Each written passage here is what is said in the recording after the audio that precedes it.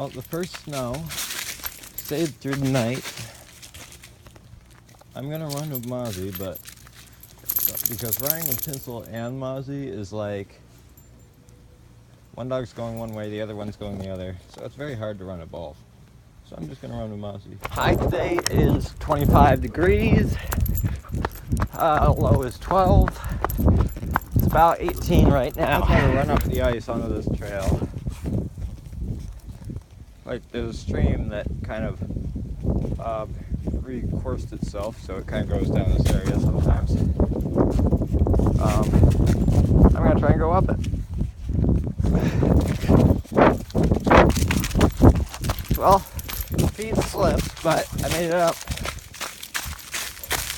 I think the early snowfall caught some of the trees by surprise. Some of them still have green leaves. The maples and oaks and that kind of trees have lost their leaves. Well, oaks actually are still brown, but well, I have a few brown leaves hanging on. Not really much though around here. Well, there's not really much green around here except for that kind of tree. So I believe it's actually all the water is frozen over except for the stream, which isn't frozen. Well, isn't frozen because it's constantly moving. I think it's spring fed. The stream here. Not 100% sure, but something they may or may not be familiar with is you see those little ice bubbles there? That's what I call them anyhow. What those really are well, that's ice that is stuck to something like a grass or something like that. It's from the cold, even if it's just for like a very short period of time. Wears down the battery quicker than pretty much anything else. I'm wearing a sweatshirt in the 18-degree weather right now. Sweatshirt, no gloves, and poorly insulated pants, but as long as you keep moving, you're fine. Sorry about Partridge Run. Isn't that right, Mozzie? Mozzie?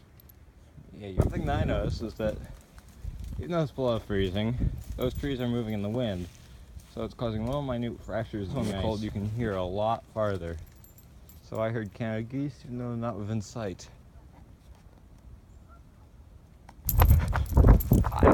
If the camera's, if you don't want to look at a shaky camera, just fast forward 10 seconds. I am just showing you the trees while I run by them. The deer just ran into the bushes over there. See if we can sneak around and get a.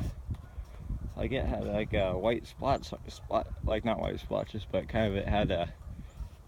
The winter coat was growing in on the deer. So somewhere around here is where it went into the bushes. Let's slow down for a minute. See if we can spot him. Huh. What kind of bird is that? That's blackbird. Just kind of looked like it had white splotches on it due to the sunlight.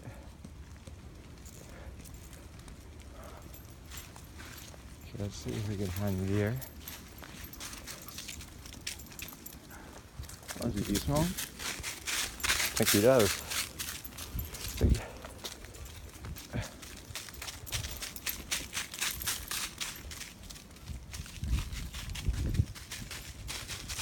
Right around here. Should either be in there. Deer are masters at camouflaging, so could have the camera pointed right at him and wouldn't even know it. It also could be over here, or even on the golf cart. This is where last year go. Hold on. Let's see. If you don't see him. Oh, don't see him. I think he hightailed it. The other went back into the meadow. Can't help but stop and take a look at the beauty, which is the beginning of winter. Let's continue on. Some of the Canada geese got caught up in the early snow. Coyote. I saw a coyote. Are coyotes orange? Like it was a giant, like it was either a fox twice the size of Mozzie or a coyote.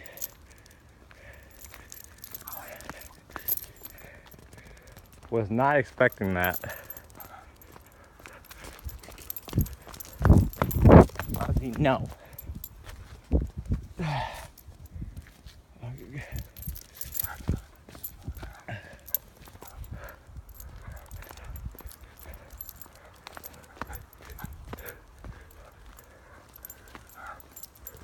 Can I still see? I'm keeping the camera rolling for a minute because that was cool.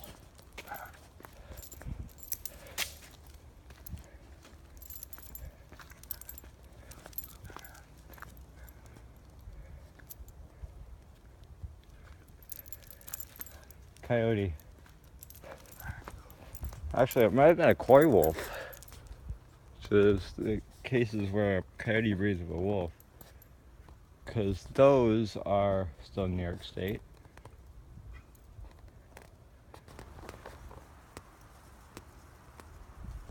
I have actually been one of the top 10 coolest moments of my life. Coming near face to face, like coming face to face with a coyote or a coy wolf. Mozzie knows something, so I'm not. So I'm. Well, Mozzie just noticed something. What's over there? What's over there, girl? What's over there?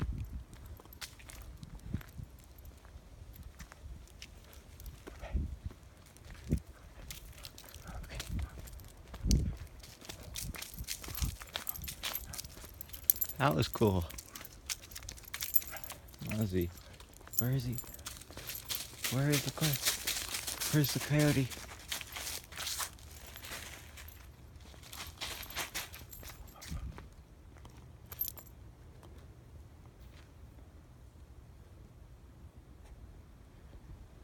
Not sure. Well, there's a rabbit that ran down this trail through those tracks. Looks like there's icy cold water under the stream there.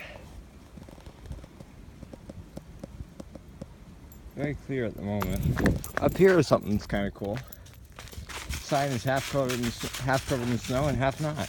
What I'm gonna do is, because there's still quite a bit of day left and I want to be outside, I'm gonna look around for. My brake lines are frozen, darn it. At least the front ones. Is I am going to go around town, bike around town looking for older buildings, and once they're old and that you can go into, I'm gonna go in. This bike really doesn't like the cold. I think there's water frozen in the axles. The brakes were frozen, and like it's pretty much a also has a slow leak in the back there, but that's that has nothing to do with the cold. This building here has got sandstone on it. It's like it's the courthouse. I don't know how it was built. Like, yeah. We'll see if we can find a cornerstone or something. There's the old jail. The thing here is ancient, 1825. That's like 30, 40 years after the first settlers, and like 22 years after Canton was officially recognized as a town. Not really too many buildings nowadays have cornerstones, like new ones like this one, MBT Bank. Like, it doesn't have a cornerstone, which basically tells the date that it was built, which is always amazing with their architecture. I go to the Canton United Methodist Church, which isn't really anything too special compared to some of the others, but this is the Episcopal Church, built 1807, possibly the oldest building, the oldest building in town, or one of them anyhow. It's huge. The doors even have leather covers. At least a couple of them. It's well kept up. I'm a Methodist, not an Episcopal, or whatever it's called, but I do like the design of this place. They're always amazing, churches are. Their design, like,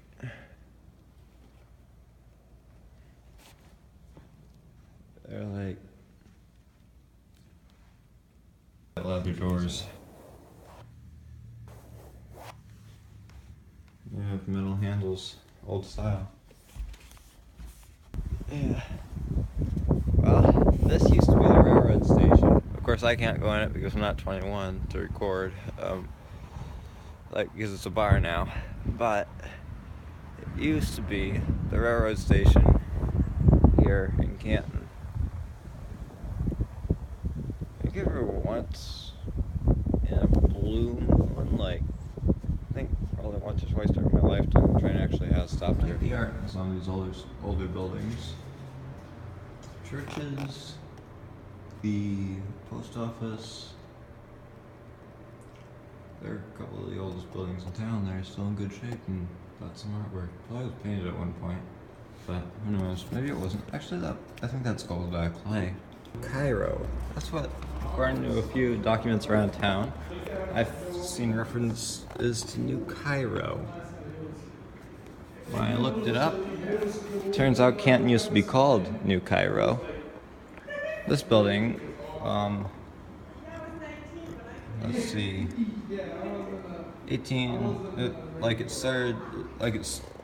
like the headquarters was here in 1804, but the building wasn't built till 1807. By the looks of things. It was a lot to handle. It was hard to get out of bed this morning. Looks like this building, the Witherby and Whalen building. Well, it was built in 1885. That was a yellow fire truck. This building, Tawny Center, was built around 1850. You can see the decorative tiles on the ceiling. That's the terminating factor on one. There's something in the ceiling.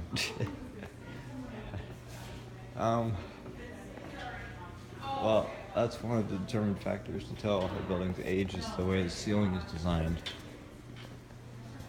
That kind of heater used mainly from 1800 to, well, early 1800s to like end of 1930s, something like that. And yeah, so wooden flooring. It's still used today, but much widely used. Back in our attention to some of the art, shall we? Look at that. That is cool. Even if I do say so myself. I do not know how they make those, but however they do, it is amazing. This center is like a shop and museum mixed together into one. The upstairs area of the Tawny Center. Just like, this is the North Country Wall of Fame. Here.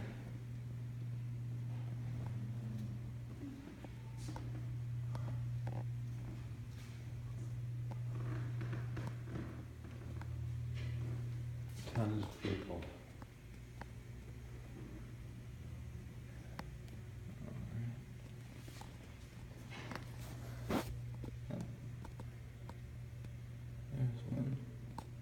Bunch of old carriages. Building the library just came along just a tad bit later than most of the others. This one came around in 1907. So here's some of the architecture of the early 1900s buildings. You can see the wooden boards here are decorated with teeny pieces of wood. That's an early style bench as well. But I'm guessing it was made pretty recently, just so it would fit into the rest of the building.